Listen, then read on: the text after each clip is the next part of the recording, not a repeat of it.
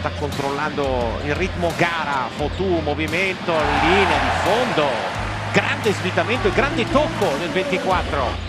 È la prima esperienza europea, grande giro palla della Reyer e tripla di Jeremy Chapel che muove ancora la retina.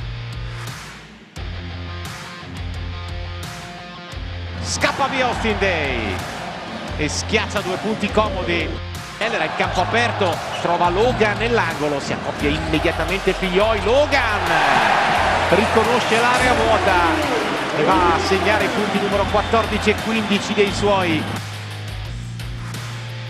Un grande tiro regalato da Tonut a Davide Figlioi che non sbaglia, 20-18. Watt, bella partenza e schiacciata.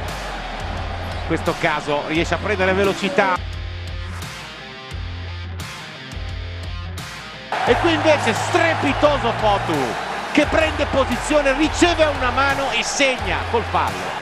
Palla per Nikolic che accelera, lascia lì Stone, va in fondo, mano sinistra. L'appoggio è vincente, ha visto abbastanza Coach Raffaele che ferma la partita.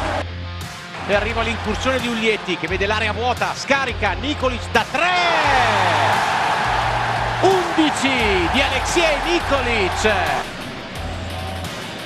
A caccia di punti, palleggia, arresto e tiro e tripla di Stefano Tonut. Uglietti è dall'altra parte, si affida a Logan dalla linea della pallavolo di tabella non dichiarata. 66-54 Treviso.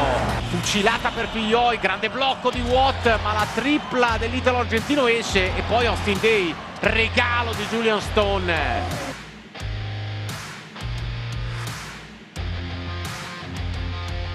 Terza tripla di fila della Reyer e alla fine Michael Bramos segna il -4.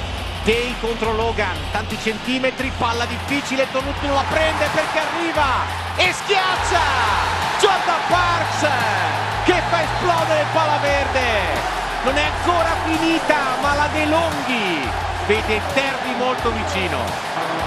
90-77 è in finale, la De Longhi Treviso vince la seconda in casa e batte l'Umana Reyer Venezia.